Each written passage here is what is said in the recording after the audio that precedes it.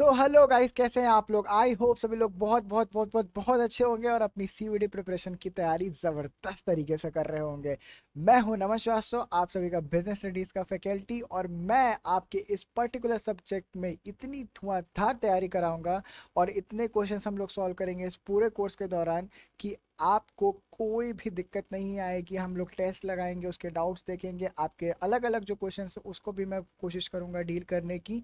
और हम लोग इस पे पूरी कोशिश रहेगी कि हमारा टारगेट रहे कि हम 200 में से 200 स्कोर करें बिजनेस स्टडीज़ में, और अपने सीयूईटी में जो ड्रीम कॉलेज है उसको अचीव करने में बिजनेस स्टडीज़ का सबसे बड़ा रोल हो। ठीक है। और जैसे कि आप लोग को पता है कि अगर हम लोग का जो ये पेड कोर्स है ये स्टार्ट है, तो अगर आपने जिस तरीके से डेमो लेक्चर्स करके और फिर पेड कोर्स खरीदा है, तो आप अपने फ्रेंड्स, बॉयफ्रेंड, गर्लफ्रेंड, जो भी दोस्त यार हैं उनको ज़रूर सजेस्ट कीजिए अगर आपको लेक्चर्स अच्छे लगते हैं।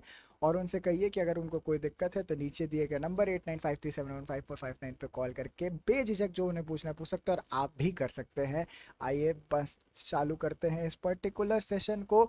हमारा पहला टॉपिक जो है वो होने वाला है भाई बिजनेस स्टडीज़ का nature and significance of management. ठीक है, हम क्या पढ़ने वाले हैं भाई। पहला हमारा जो टॉपिक है, हम लोग पढ़ रहे हैं nature and significance of management. मेरी राइटिंग थोड़ी सी हो सकती है, अब देखिए राइटिंग बनाने के चक्कर में लेक्चर का ड्यूरेशन नहीं बढ़ाना चाहता मैं, तो इसलिए जैसे ही राइटिंग रहेगी समझ आएगी आपको, इतनी मैं पूरी कोशिश करूँगा।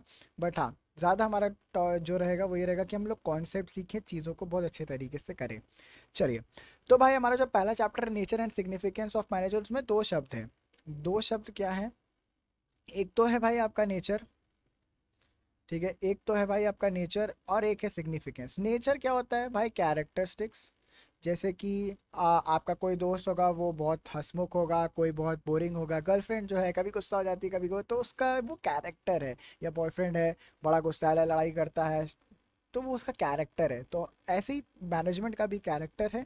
साथ ही साथ सिग्निफिकेंस। सिग्निफिकेंस क्या होता है? सिग्निफिकेंस इज समथिंग, आप क्या ये वर्ड्स आपने सुने होंगे और अभी तक तो आपको ये रट गया होगा, तो इसको इम्पोर्टेंस कहते हैं। ठीक है, तो इम्पोर्टेंस होता है, तो मैनेजमेंट का क्या कैरेक्टर है, मैनेजमेंट की क्या इंपॉर्टेंस है, क्या महत्व है, यही हम देखने वाले हैं इस चैप्टर में। बहुत ही अच्छा चैप्टर है, आपके बेस को एकदम धुआंधार तरीके से फाउंडेशन बिल्ड करता है, और ये चैप्टर आपके लिए सबसे इंपॉर्टेंट चैप्टर हो सकता है तब जब आप अपने प्रिपरेशंस को एकदम स्टार्ट कर रहे हैं बेसिक से।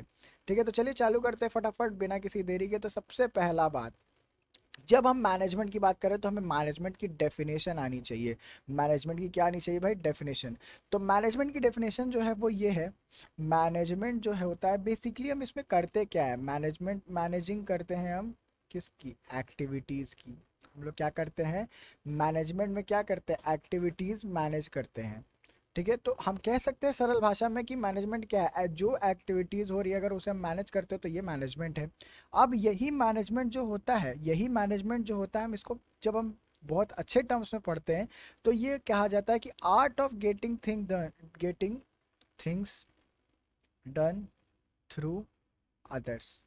जब हम इसको एक ब्रॉड लेवल पे पढ़ते हैं तो art of getting things done through others मतलब ऐसे कोई भी चीज़ें, जो एक्टिविटीज जो हम दूसरे लोगों से करवाते हैं उसे ही हम मैनेजमेंट कहते हैं। और भी अगर कह सकते हैं, एक और डिस्क्रिप्टिव वे में अगर इसको हम समझने की कोशिश करें तो मैनेजमेंट बेसिकली एक प्रोसेस है। अगर बिजनेस की बात करें तो मैनेजमेंट एक बेसिकली प्रोसेस है जिसमें हम बहुत सारे फंक्शंस और एक्टिविटीज़ परफॉर्म करते हैं। फंक्शंस और एक्टिविटीज़ जो है वो हम परफॉर्म करते हैं। ठीक है, ताकि हम अपने जो टारगेट है या जो हमारे गोल्स हैं उनको अचीव कर सकें, सिंपल भाषा में। ठीक है, तो वही बात यहाँ पे लिखी गई है कि मैनेजमेंट जो है वो एक प्रोसेस है of getting things done through others with the aim of achieving organisational goal effectively and efficiently. ये दो वर्ड बहुत इंपॉर्टेंट है, इसके बारे में अभी हम लोग चर्चा करेंगे कि ये क्या होता है इफेक्टिवली एंड एफिशिएंटली। आइए देखते हैं। तो आई गेस आप सभी लोग को याद हो गया होगा, तो हम लोग पहले एक बार पूरा चैप्टर जो है उसको करेंगे, फिर फटाफट एक क्विक रिकैप वीडियो भी आपको मिलेगा इस चैप्टर के साथ, जो आपको फटाफट एक रिवीजन कराएगा इस पूरे चैप्टर का। ठीक है, तो अभी फिलहाल में क्या हमने देखा कि मैनेजमेंट एक प्रोसेस है जिसमें हम लोगों से काम करवाते हैं ताकि हम अपने गोल्स और ऑब्जेक्टिव्स को अचीव कर सके, जो ऑर्गेनाइजेशनल गोल्स हैं। ठीक है, नेक्स्ट पढ़ते हैं। इसके बाद यहाँ पे सबसे इंपॉर्टेंट एक बात आ जाती है जो ऑब्जेक्टिव पॉइंट ऑफ व्यू से इंपॉर्टेंट है, या एमसीक्यू पॉइंट ऑफ व्यू से जो है वो आपके लिए इंपॉर्टेंट हो जाता है, वो ये है मैनेजमेंट की कुछ डेफिनेशंस आपको आपके बुक्स में भी दिखेंगी, एनसीईआरटी के अंदर भी आपको बुक दिख, तो वहाँ पे आपको बहुत सारे नाम दिए होंगे, तो आप उन्हें एक बार ज़रूर गो थ्रू कर लीजिएगा। ये कलर आई गेस थोड़ा सा आँख पे लग रहा होगा, तो मैं चेंज कर देता हूँ, चलिए ये कर लेते हैं। तो मैनेजमेंट का जो है आपको बहुत सारा डेफिनेशन कहीं ना कहीं दिया है बुक में, तो उसको एक बार देख लीजिए। एक बार जो उसमें सबसे इंपॉर्टेंट है वो है Mary Parker Follett. Mary Parker है, मैरी पार्कर फोलेट, ठीक है। मैरी पार्कर फोलेट ने डेफिनेशन दी थी, मैरी पार्कर फोलेट ने मैनेजमेंट की डेफिनेशन दी थी, ठीक है। अपनी बुक मैरी पार्कर फोलेट ने अपनी बुक प्रॉफिट ऑफ मैनेजमेंट में मैनेजमेंट की एक डेफिनेशन दी गई थी कि art of getting things done through others की एक डेफिनेशन करके इन्होंने दी थी। तो इसके बारे में मैम मैं क्यों आपको बता रहा हूँ यार, देखो इन सिंपल सा पॉइंट है कि आपको ये पेपर में पूछा जा सकता है कि ये एक कोई डेफिनेशन लिख के दे देंगे और पूछेंगे कि which of the following names we have given this name has given this particular definition. तो आपको वहाँ पे बहुत सारा नाम हो सकता है, Mary Parker Follett, Peter Parker, नाम तो सुना ही होगा, जेठालाल, कुछ भी हो सकता है। तो वहाँ पे आपको क्या टिक करना है, मैरी पार्कर फोलेट, उन्होंने अपनी बुक प्रॉफिट ऑफ मैनेजमेंट के अंदर इसके बारे में बताया था। बहुत सिंपल, बहुत ईजी, कुछ नहीं है इसमें। अब आगे बढ़ते हैं। जो मैंने बोला कि इफेक्टिवली एंड एफिशिएंटली, ये दो वर्ड आपके लिए बहुत इंपॉर्टेंट है इस चैप्टर में जब हम पढ़ रहे हैं। इफेक्टिवली एंड एफिशिएंसी, या इफेक्टिवनेस या एफिशिएंसी। अब इफेक्टिवनेस जो है उसको बेसिकली हम कह सकते हैं कि जो हमें काम दिया गया है, मतलब असाइंड टास्क, अगर हम असाइंड टाइम में जो टाइम हमें दिया गया है, अगर उसको ऑन टाइम अचीव कर लेते हैं तो हम इफेक्टिव हो जाते हैं।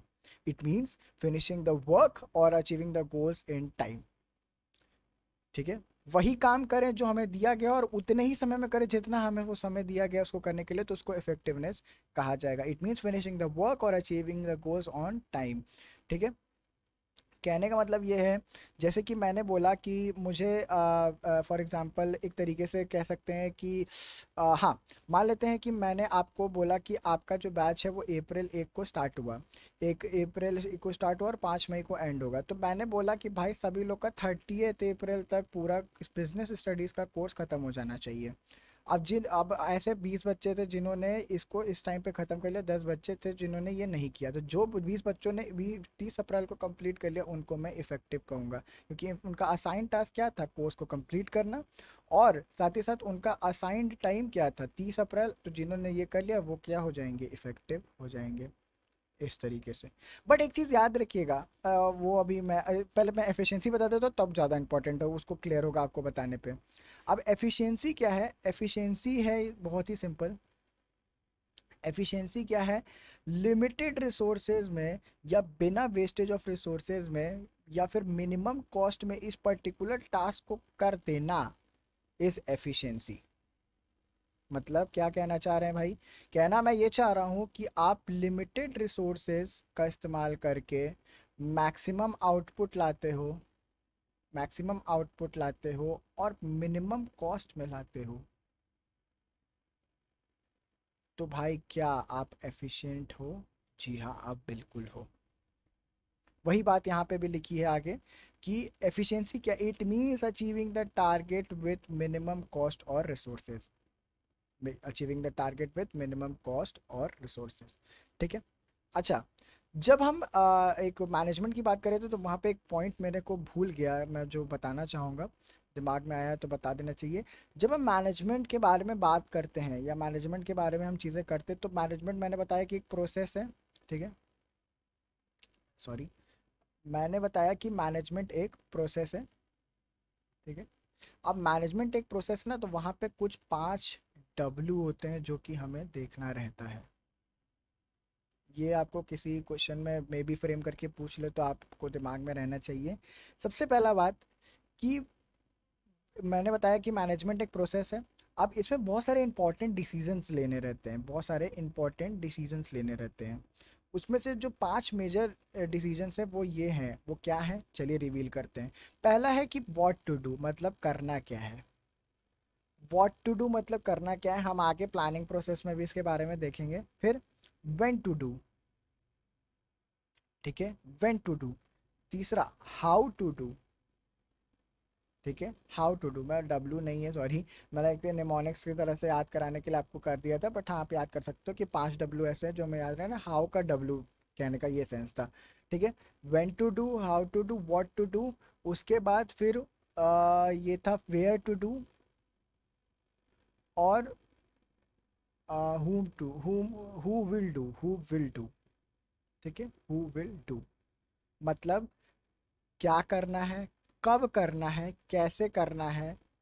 और एक सेकेंड, यहाँ पे शायद ये बात रिपीट हो गई है क्या? हाँ सॉरी, ये वेयर है, वेयर है।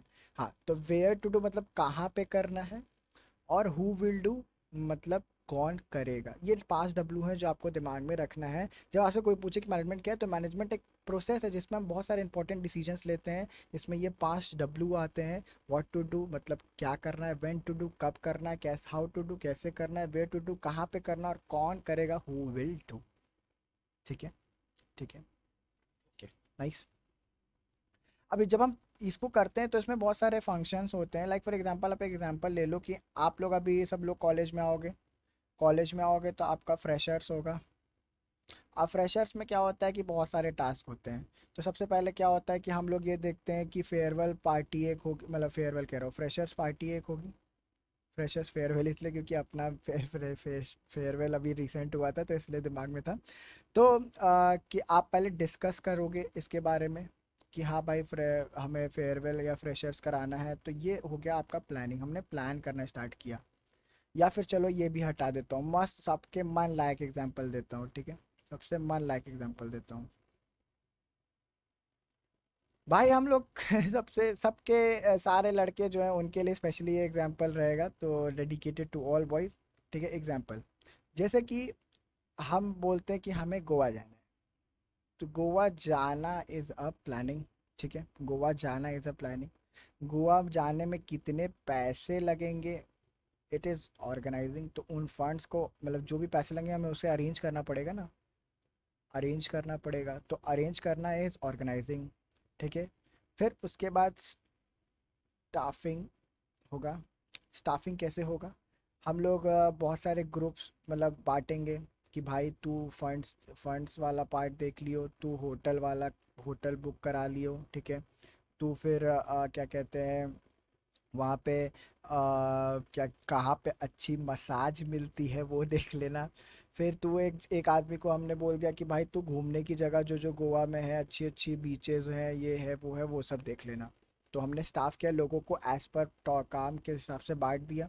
ठीक है, उसके बाद फिर उसके बाद उसके बाद फिर क्या है, आता है डायरेक्टिंग। डायरेक्टिंग मतलब सबको ड्यूटी असाइन कर दिया और उनको ओवरव्यू करना, हाँ भाई तुम ये काम कर रहे हो कि नहीं, उनको समझाना। अगर उन्हें कोई ज़रूरत पड़ती है तो उस टाइम पे बताना कि हाँ भाई तू फंड्स ना ऐसा कर, तू भाई अपने पापा से मत ले, तू मम्मी से ले, तेरे को पता नहीं चलेगा, मतलब मम्मी को पता चलेगा तो वो सपोर्ट कर देंगी, बट पापा नहीं सपोर्ट करेंगे गोवा जाने के लिए। ठीक है, ठीक है, कि वही चीज़ आप बताओगे कि भाई तू ये ऐसे पैसा उठा, या फिर तू ये वाला होटल कर, थोड़ा सस्ता होटल कर, तू ये वाला होटल मत करियो, मसाज देखियो कहाँ पे अच्छा होता है। ठीक है, इस तरीके से। उसके बाद फिर आप कंट्रोल भी करोगे भाई कि जब आप गोवा पहुँचो तो देखो कि वहाँ पे सारी चीज़ें ऑन टू पॉइंट हो रही है या नहीं। तो मैं बताना क्या चाह रहा था कि जब आप मैनेजमेंट करते हो तो मैनेजमेंट में POSDC चलता है, मतलब planning, organising, staffing, directing, controlling. Planning, organising, staffing, directing, controlling, और इन्हीं को हम क्या कहते हैं, फंक्शंस कहते हैं। इन्हीं को हम क्या कहते हैं, फंक्शंस कहते हैं। और ये फंक्शंस हम आगे आने वाले इस पूरे बुक जो आपका पार्ट 1 होता है बिजनेस का, उसमें यही फंक्शंस को हम बहुत ही डीप में पढ़ेंगे और समझेंगे। फिलहाल में हम जो टॉपिक डिस्कस कर रहे थे वहाँ पे चलते हैं इफेक्टिवनेस और एफिशिएंसी के बारे में। ये मुझे लगा कि मुझे बता देना चाहिए तो मैंने बता दिया। ठीक है, ठीक है। अब आते हैं इफेक्टिवनेस वर्सेस एफिशिएंसी। अच्छा, एक बहुत बड़ा कंसर्न रहता है स्टूडेंट्स का कि सर मुझे याद नहीं रहता है, या भैया मुझे याद नहीं रहता है कि इफेक्टिवनेस और एफिशिएंसी में क्या डिफरेंस है। जब पढ़ते हैं तब तो याद रहता है, बट ऐसे मुझे याद नहीं रहता है। तो बहुत सिंपल सा एक एग्जांपल बताता हूँ, या फिर एक ट्रिक बताता हूँ। एग्जांपल कह रहा हूँ, आपको इफेक्टिवनेस में ये टी दिख रहा है, इस टी से आप टाइम याद कर लो। अब टाइम से आपको याद रहेगा कि मुझे एक काम जो सही समय पे सही सही काम सही समय पे करना है तो इफेक्टिवनेस हो जाएगा। और उसका जस्ट अपोजिट, मुझे कम लोअर कॉस्ट में करना है। अब ये तो याद करना ज़रूरी है ना भाई कि ये लोअर कॉस्ट में रहेगा, तो लोअर कॉस्ट में करना है, प्लस मुझे इजी मतलब रिसोर्सेज बहुत कम यूज़ करने हैं, और मैक्सिमम आउटपुट लेके आना है। तो इफेक्टिवनेस, एफिशिएंसी। अब ऐसा क्या होता है कि जब आप इफेक्टिवनेस और एफिशिएंसी देखते हो तो हर मैनेजर चाहता है कि ये दोनों चीज़ें हो, बट कभी कभी ये चीज़ें हो नहीं पाती हैं, कॉम्प्रोमाइज़ करना पड़ता है आपको कभी इफेक्टिवनेस पे या एफिशिएंसी की। फॉर एग्जांपल एक मैं एग्जांपल देता हूँ। लाइक फॉर एग्जांपल आपका, आप एक बिज़नेस करते थे जिसमें आप लोगों को मतलब जो कह सकते हैं कि आपका एक बिज़नेस था जिसमें आप ये करते थे, आप ना अफ़ीम उगाते थे। ठीक है, अफ़ीम उगाते थे, अफ़ीम उगा के भेजते थे। ठीक है, ठीक है। या फिर हाँ चलो यही लेते एग्जांपल, अफ़ीम उगाते थे और आप अलग अलग ट्रांसपोर्ट पे भेजते थे। अब आपका ट्रांसपोर्ट में भेजते थे तो आप जब बस के या बाई रोड आप जब भेजते थे तो आपको सस्ता पड़ता था, तो आपके लिए बड़ा अच्छा बिजनेस चल रहा था। अब अचानक से क्या हुआ, एक बहुत बड़े क्या कहते हैं नशेड़ी ने, बहुत बड़ा नशेड़ी जो है आपको जो है नमन श्रीवास्तव, ए भाई मजाक कर रहा हूँ ठीक है, मैं बस अपना नाम ले रहा हूँ, किसी और को बोलना थोड़ा गलत होगा तो इसलिए अपना नाम ले रहा हूँ। तो एक नमन श्रीवास्तव नाम का बहुत बड़ा नशेड़ी है जिसको नशा ही नशा करना है, अफीम से मस्त नशा करना है, बिजनेस वैसे वाह।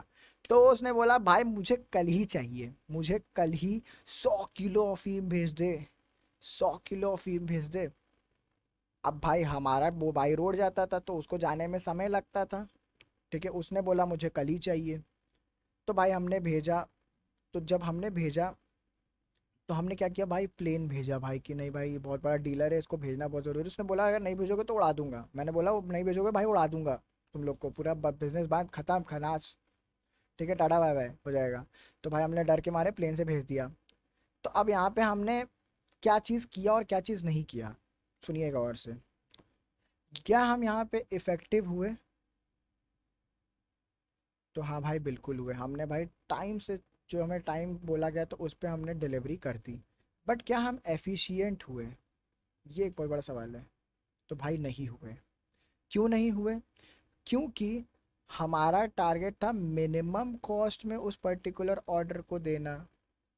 अब मिनिमम कॉस्ट मेरा कब आता, जब मैं बाय रोड भेजता, बट भाई मैंने प्लेन भेजा तो मुझे कॉस्ट हाई पड़ा। जब कॉस्ट हाई पड़ा तो ऑर्डर वैल्यू हाई पड़ गया, प्रोडक्ट कॉस्ट बढ़ गया। तो क्या मैं एफिशिएंट हुआ? नहीं हुआ।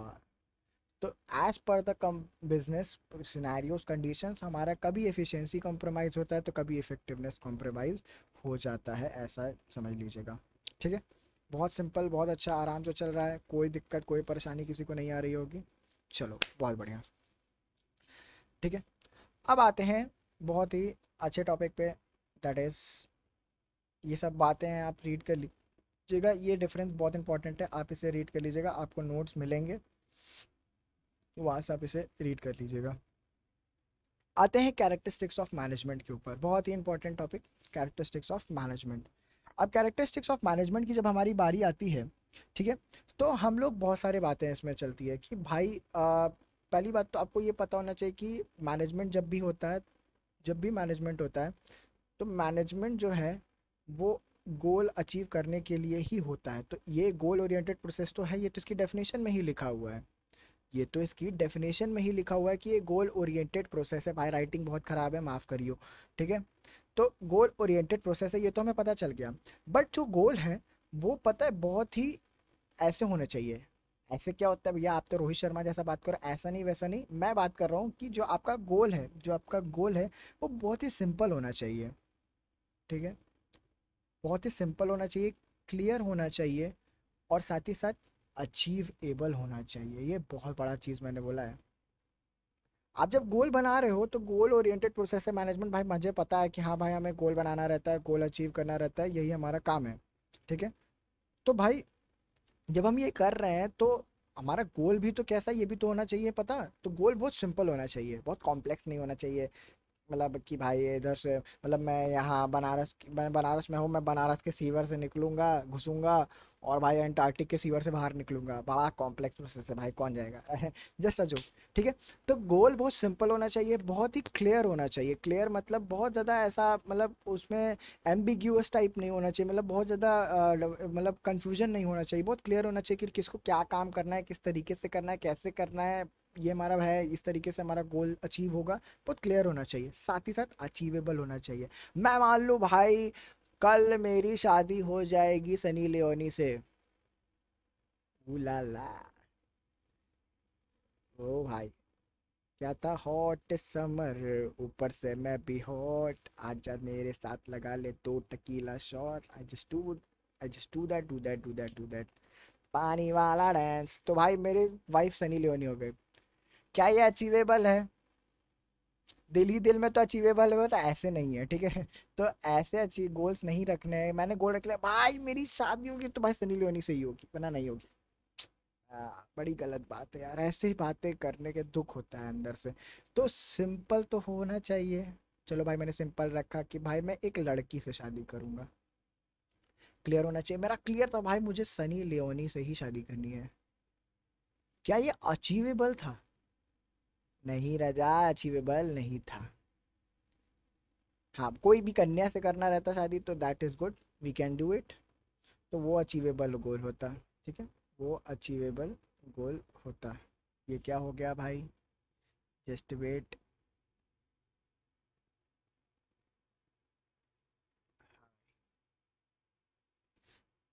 मानी मानी मा मा मानी मा। हाँ, सही दिख रहा है ना भाई? कुछ थोड़ा बहुत गड़बड़ तो नहीं हुआ? Just wait, let me check, थोड़ा सा 1 सेकेंड रुकिएगा, थोड़ा सा टप गड़बड़ गड़बड़ हो गया।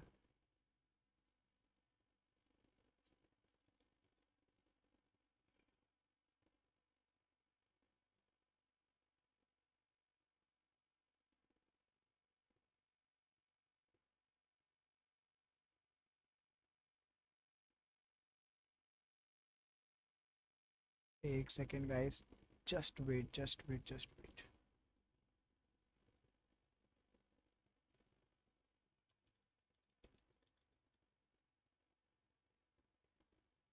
चलो ठीक है, कोई बात नहीं, इसको हटा ही देते हैं।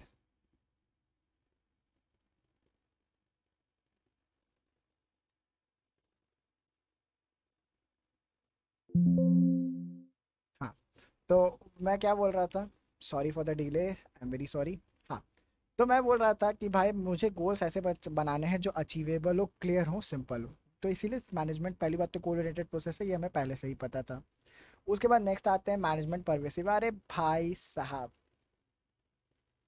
भगवान है मन मैनेजमेंट, हर जगह फैला हुआ है। मैनेजमेंट हर एक चीज़ में है। आप देखो, जब आप मैनेजमेंट की बात करते हो तो मैनेजमेंट कैसे हर जगह है। भाई आपने देखा है, मैनेजमेंट मम्मी करती हैं, हाँ करती है। मम्मी क्या करती है, घर मैनेज करती है। टीचर को देखा है भाई, टीचर, हाँ भाई देखा है, टीचर किसको मैनेज करती है, क्लास को करती है। बिजनेस को देखा है, हाँ भाई देखा है, बिजनेस के मैनेजर को देखा है, हाँ देखा है, मैनेजर क्या करता है, अपने कंपनी को मैनेज करता है। तो each and every where where, मतलब एवरीवेयर, या each person does management in his life.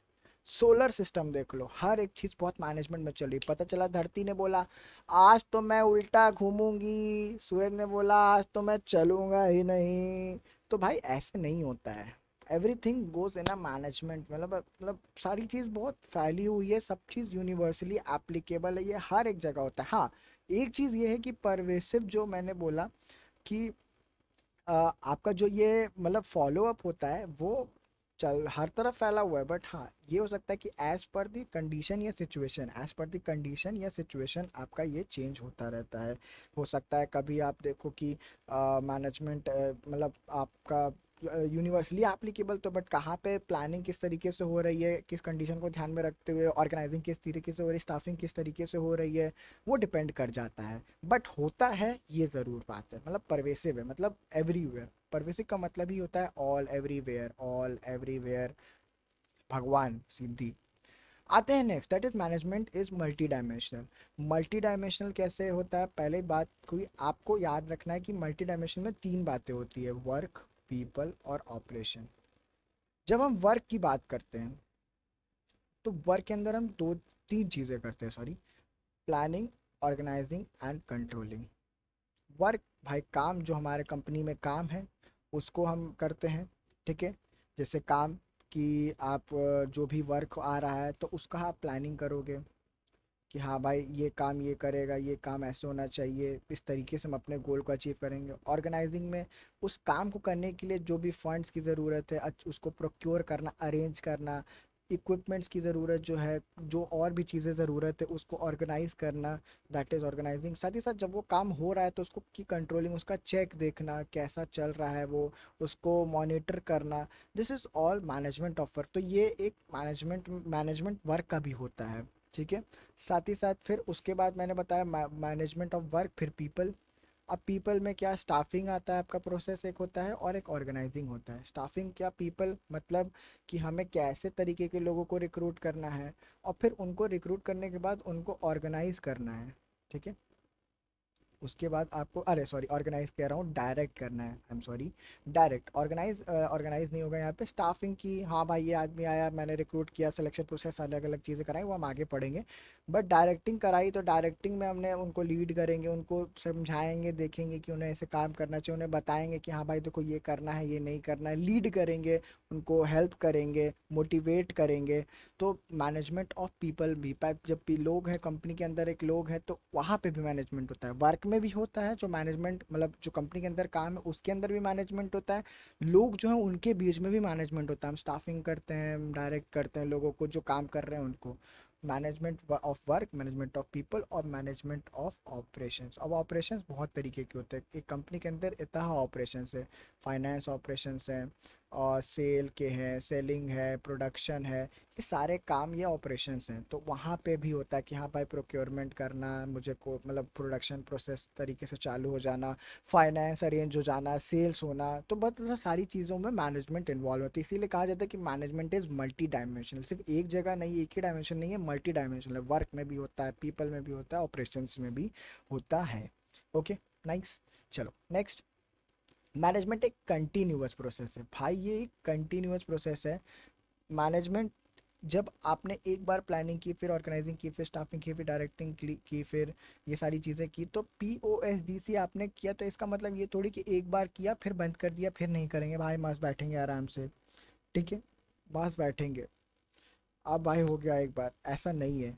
मतलब कंटिन्यूअस प्रोसेस है। आप एक बार प्लानिंग करोगे, फिर ऑर्गेनाइजिंग करोगे, फिर स्टाफिंग करोगे, एक डायरेक्टिंग करोगे, कंट्रोलिंग करोगे, गोल अचीव, सॉरी कहाँ गया, हाँ, गोल अचीव, ठीक है। तो गोल अचीव हो गया, अब फिर हम प्लानिंग करेंगे। हो सकता है कि इस वाले टारगेट में आपका जो प्लानिंग है उसका डिग्री डिग्री मतलब उसकी इम्पोर्टेंस या उसका रोल जो है वो थोड़ा कम हो, बट यहाँ पे जो उसको कंट्रोलिंग वाला पार्ट है वो शायद मेजर हो। या फिर यहाँ पे प्लानिंग उतना इम्पोर्टेंट ना हो और स्टाफिंग बहुत ज़्यादा इंपॉर्टेंट हो। पिछले वाले में हो सकता है प्लानिंग की इंपॉर्टेंस ज़्यादा थी बट स्टाफिंग की या कंट्रोलिंग की नहीं थी।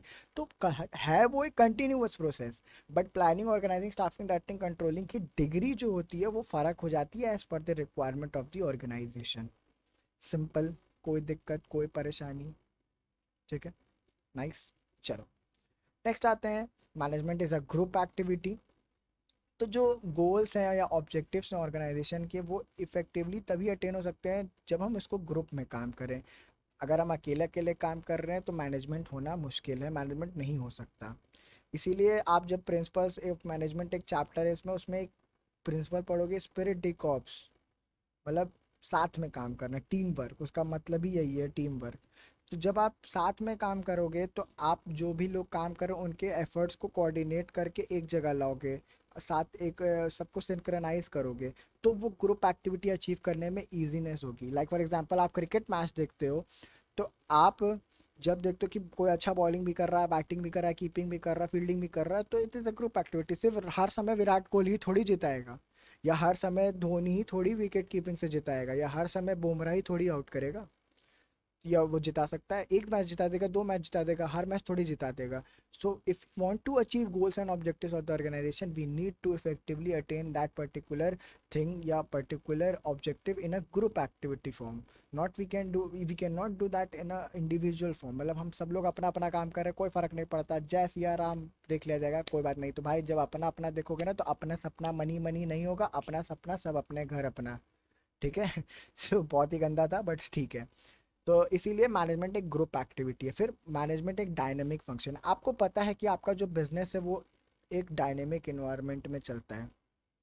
अब इसमें बहुत सारे फैक्टर्स हैं, internal factors, external factors, social factors, economical factors, political. आगे आने वाले थर्ड चैप्टर में हम इसके बारे में पढ़ेंगे। बहुत ही अच्छा ड्राफ्टेड सिलेबस है इसका, तो आपको धीरे धीरे सारी चीज़ें समझ में आने लगेंगी। तो बिजनेस जो है वो एक बहुत ही डायनेमिक फंक्शन है। जब आप बिजनेस इन्वायरमेंट की बात करते हो तो वो बहुत डायनेमिक है। आज कुछ हो रहा है, कल कुछ हो रहा है। मोदी जी आए 9 बजे, मेरे भाइयों और बहनों, आज से पूरे देश में कोई भी शादी नहीं करेगा।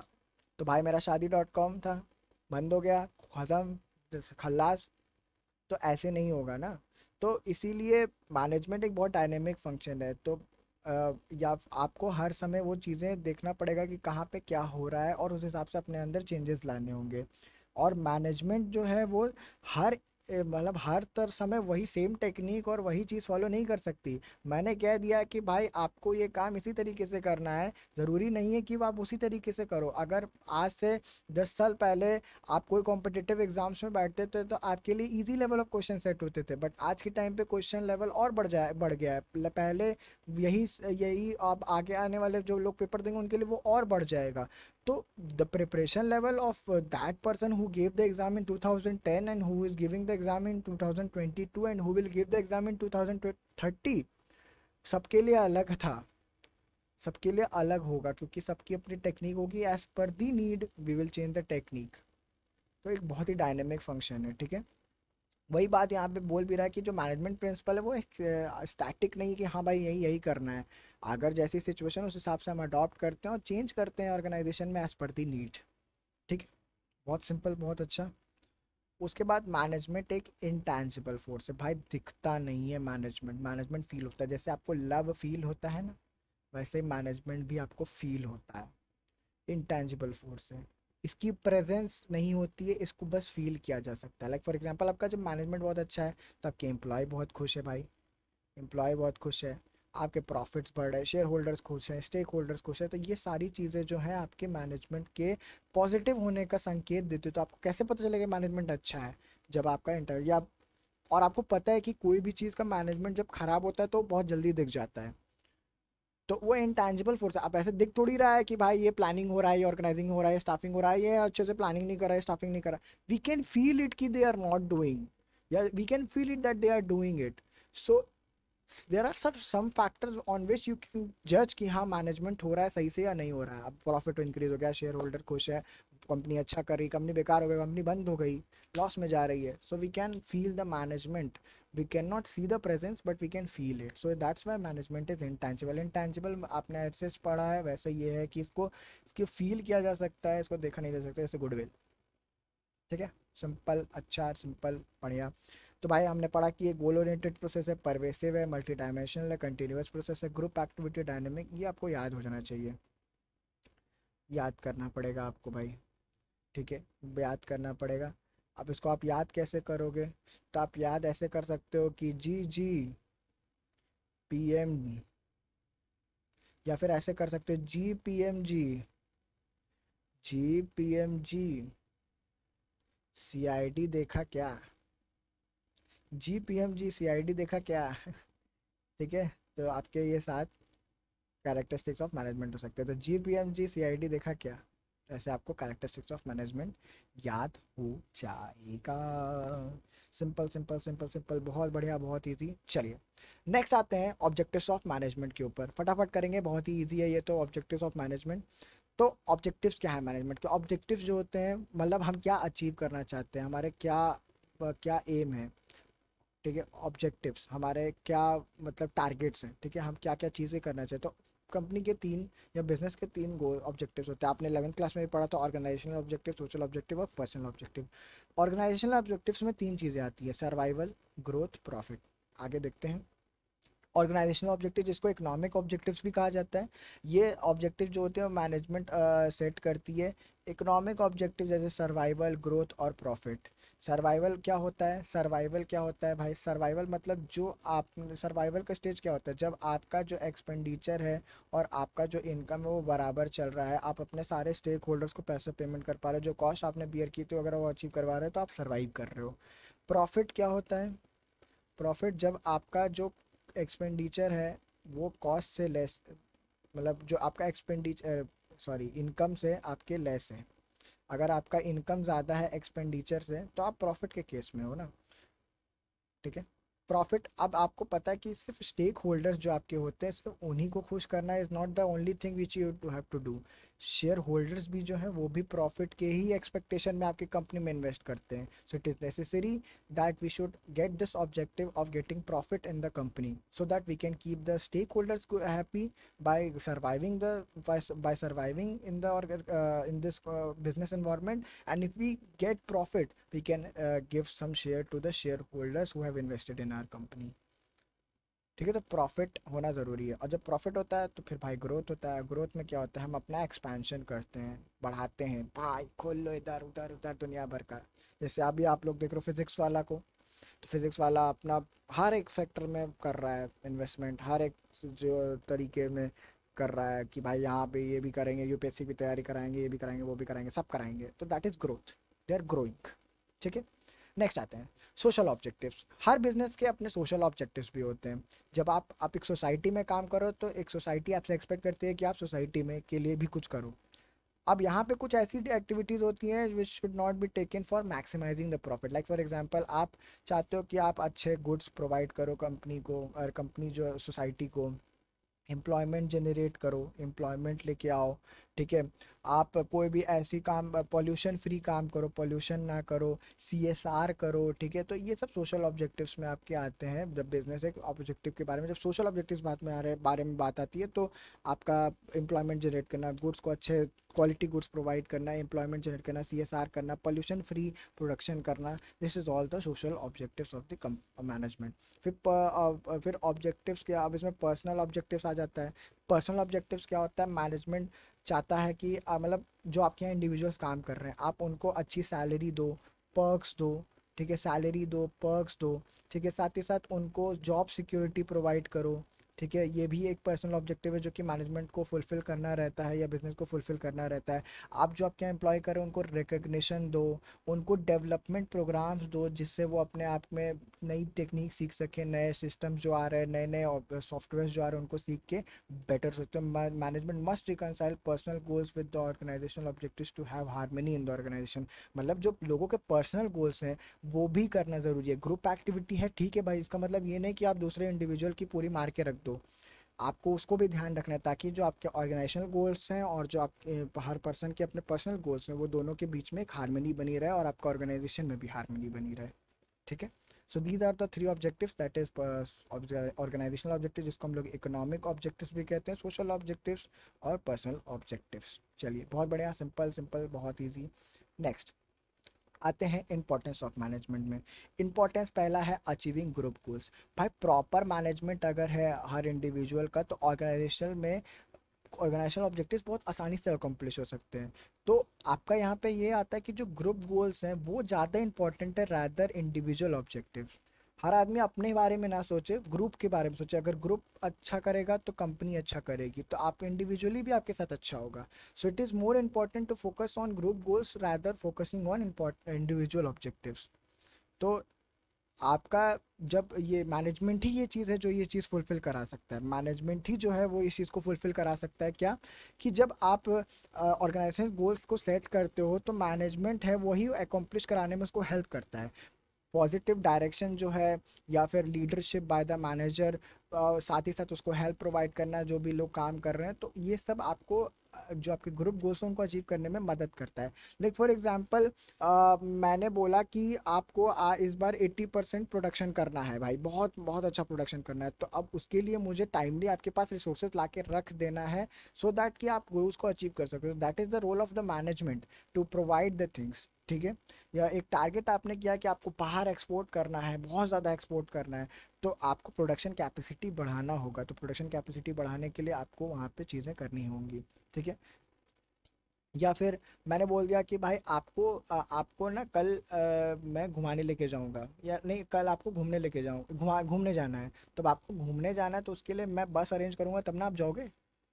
सो that is the role of the management to, so what is importance, हम यहाँ पढ़ रहे हैं कि इंपॉर्टेंस बहुत हद तक ये कैरेक्टर से ही मैच करता है, but achieving group goals can be only possible by the help of the management. If there is no management you can not achieve group goals. आप सब लोग अपना अपना काम कर रहे हो, कुछ नहीं हो पाएगा। सारे लोगों के ग्रुप अपने अपने काम को इंटीग्रेट कराना is the work, is the role of management, and that is the importance of management. वही उसको सिंक्रोनाइज करता है और ताकि चीज़ें बहुत बेटर तरीके से हों। ठीक है, उसके बाद नेक्स्ट आते हैं इंक्रीज एफिशिएंसी। मैनेजमेंट ही समय समय पे आपको हेल्प करता है गोल्स अचीव करने में। मिनिमम रिसोर्सेज में लोगों को एफिशिएंसी, उनको सही तरीके से काम करना बताना कि कैसे आपको करना है, क्या करना है, किस तरीके से करना है, लाइक प्रोडक्टिविटी बढ़ाने में हेल्प करता है, और कैसे आप मिनिमम कॉस्ट में बेटर रिजल्ट्स लेके आ सकते हो, ये चीज़ हेल्प करता है मैनेजमेंट। एक मैनेजर दूसरे लोगों को जो उसके यहाँ काम कर रहे हैं, by doing good planning, good organising, good staffing, good directing, good controlling. ठीक है, तो इससे आपकी एफिशिएंसी मैक्सिमाइज होती है। ठीक है, लाइक फॉर एग्जांपल अगर आप कोई दवाई का शॉप खोले हो, ठीक है, तो दवाई के शॉप में अब आपको स्टॉक मेंटेन करके चलना है। तो आपको, अगर आप अपना वीकली या फिर डेली अपना स्टॉक देख रहे हो कि हाँ भाई आज मैंने ये दवा है, कल ये ख़त्म हो जाएगी, तो मुझे ये वीकली मैं अगर कर रहा हूँ तो मुझे पता है कि अगले वीक में ये ख़त्म होगी, तो मैं पहले से उस स्टॉक को मेंटेन रखूँ। तो that is something which is the role of management, that is the importance of management कि वो, तो जब आप सारी चीज़ों को मेंटेन करके रखोगे तो आपकी एफिशिएंसी बढ़ेगी। लोग, कस्टमर ने मांगा, आप उसके नीड्स को फुलफिल कर सकोगे, तो आपका कस्टमर रियल जो हो सकता है दिमाग में कि कस्टमर कि हाँ भाई इसके यहाँ जाओ तो दवा मिल ही जाती है। तो एक पॉजिटिविटी क्रिएट होती है मार्केट में, और ये मैक्सिमाइज करता है आपकी एफिशिएंसी को, क्योंकि हमने क्या बोला था कि मिनिमम एफर्ट्स में, अब भाई किसी को बहुत अर्जेंट है तो हमने इधर उधर करके अरेंज किया, तो ये चीज़ें नहीं सही है ना, उसमें हमारा कॉस्ट बढ़ेगा। या बहुत महंगी दवा हमने कहीं से ला के अरेंज करा के दी, तो वो उससे मेरा एफिशिएंसी नहीं बढ़ेगा। तो if you are doing it in a very proper way, we are doing it in a very limited resources, we are doing it by minimum cost getting the maximum output, so that then it will increase our efficiency। और यही importance role play कर देता है management. ठीक है, फिर creates एक dynamic organisation. अब जब आपके को पता है कि आपका बिजनेस जो या मैनेजमेंट जो है वो डायनेमिक है, आपको चेंजेस आते रहते हैं, बिजनेस इन्वायरमेंट डायनेमिक है, तो जो भी अप्रोप्रिएट चेंजेस हैं वो इंट्रोड्यूस कराए जाने चाहिए ऑर्गेनाइजेशन में मैनेजमेंट के द्वारा। मैनेजमेंट को सिखाना होगा एम्प्लॉयज़ को कि वो जो भी चेंजेस आ रहे हैं उनको मतलब उससे अडाप्ट हो सकें। अब उसके लिए आपको ट्रेनिंग प्रोवाइड करानी होगी, मोटिवेशन देना होगा कि नहीं भाई तुम कर सकते हो, ट्रेनिंग कराना उनको, अलग अलग प्रोग्राम में भेजना, वर्कशॉप्स में भेजना, ताकि वो चीज़ों को समझें जाने, और डायनेमिक ऑर्गेनाइजेशन के थ्रू कंपनी के अंदर जो चेंजेस आ रहे हैं उसको सह सकें, मतलब उसमें काम कर सकें, अडाप्ट कर सकें, ताकि वो उन एफिशिएंट भी रहें, इफेक्टिव भी रहें। जब वो इफेक्टिव रहेंगे, एफिशिएंट रहेंगे, तो गोल्स भी अचीव अच्छे से होंगे। फिर health in achieving personal objectives. आप ऑर्गेनाइजेशनल ऑब्जेक्टिव्स के अलावा इंडिविजुअल मेंबर्स की जो टीम में काम कर रहे हैं उनके पर्सनल गोल्स भी अचीव होने चाहिए। ठीक है, वो अब उनको अच्छा जॉब सिक्योरिटी देना, ट्रेनिंग प्रोवाइड करना, अच्छा पर्क्स देना, सैलरी देना, तो पर्सनल ऑब्जेक्टिव्स को भी अचीव करने में मैनेजमेंट का बहुत बड़ा रोल है। रिकग्निशन देना, फीडबैक्स लेना, so that is something which is the importance of management. If there is no management you can not do that. अगर लोगों को कुछ बात मोटिवेट नहीं करोगे, काम नहीं करोगे, ट्रेनिंग नहीं दोगे, ये सब नहीं करोगे, तो that will not help in achieving the personal objectives ना। उसको अपॉर्चुनिटीज़ प्रोवाइड कराना कि वो ग्रोथ कर सके, अपना डेवलपमेंट कर सके। ठीक है, हर एक मैनेजमेंट जो लोग काम कर रहे हो, मैनेजमेंट उसके एफर्ट्स को, कंट्रीब्यूशन को रिकग्नाइज करे, उसके लिए उसको बोनस दे, अलग अलग इंसेंटिव्स प्रोवाइड करे। तो that is something which can management can do. फिर helps in management of society. भाई management develops not only the organisation but also the society. आप अच्छा कर रहे हो तो सोसाइटी अच्छा करेगी। आपने बहुत सारे बिजनेस सेटअप किया, उस एरिया का डेवलपमेंट अपने आप होता है। आप एम्प्लॉयमेंट प्रोवाइड करते हो, गुड क्वालिटी प्रोडक्ट्स प्रोवाइड करते हो, रीजनेबल प्राइस पे देते हो, प्रॉफिट्स करते हो, सोशल कॉज में जब आप प्रॉफिट करते हो अच्छा, तो फिर आप सोशल कॉज में इन्वेस्ट करते हो, जिसकी वजह से उस पर्टिकुलर सेक्शन ऑफ सोसाइटी का डेवलपमेंट होता है। तो इस वजह से ये भी हेल्प करता है मैनेजमेंट ऑफ सोसाइटी का। तो achieve group goals in efficiency, dynamic organisation, achieving personal objectives, helps in development of society. These are the importance of particular, कह सकते हैं कि आपका मैनेजमेंट का ये इम्पोर्टेंस है। सो आई होप आप लोग को बहुत अच्छे से समझ में आया होगा कि क्या कैसे करना है इस पूरे चैप्टर में। अब आपको बस कुछ नहीं करना है इस पर्टिकुलर, मैं अभी एक शॉर्ट नोट्स भी आपको इस चैप्टर के साथ मिलेगा, उस शॉर्ट नोट्स को बस जानना है। अभी क्लास खत्म होने के बाद फटाफट क्लैक करने के बाद उसको फटाक से रिवाइज कर लो और एक क्विक नोट्स बना के अपने जेब में रख लो। फिर मैं आपको एक चार्ट भी बाद में प्रोवाइड कराऊंगा जिसमें आपको क्विक पॉइंटर्स मिलेंगे जिससे आपको फास्ट रिविजन करने में ईजी रहेगा। प्लस चैप्टर का एक शॉर्ट वीडियो भी मैं कोशिश करूँगा कि हर चैप्टर खत्म होने के बाद उसमें वो इंक्लूडेड रहे ताकि आप वो 10 से 5 मिनट में रिवाइज कर सको अच्छे तरीके से। सो आज के लिए इतना ही रखते हैं, बस एक लेक्चर और ये चैप्टर फिर ख़त्म हो जाएगा। तो ज़्यादा बड़ा ये चैप्टर है नहीं, तो नेक्स्ट वीडियो में हम लोग टॉप लेवल मैनेजमेंट, मतलब लेवल्स ऑफ मैनेजमेंट और मैनेजमेंट आर्ट साइंस ये सब के बारे में पढ़ेंगे। साथ ही साथ कोऑर्डिनेशन जो एक एसेंस है मैनेजमेंट का, उसको हम लोग कंप्लीट करने की कोशिश करेंगे और ये चैप्टर रफा दफा करेंगे फटाफट और नेक्स्ट चैप्टर में मूव करेंगे। ठीक है। So till then tata bye bye, take care, मिलते हैं नेक्स्ट वीडियो में। आपको कुछ नहीं करना है, बस लोगों को सजेस्ट करिए अगर आपको लेक्चर्स अच्छे लगते हैं और नीचे दिए गए नंबर को उनको शेयर कर सकते हैं। So this was Naman Shrivastava, your business faculty, signing off from today's lecture. मिलते हैं नेक्स्ट लेक्चर में, तब तक के लिए tata bye bye, take care, सहीफ रहिए, पढ़ाई अच्छे से कीजिए और CUET को क्रैक करना है। यही आपका मोटिवेशन भी होना चाहिए और टारगेट भी होना चाहिए। Tata bye bye.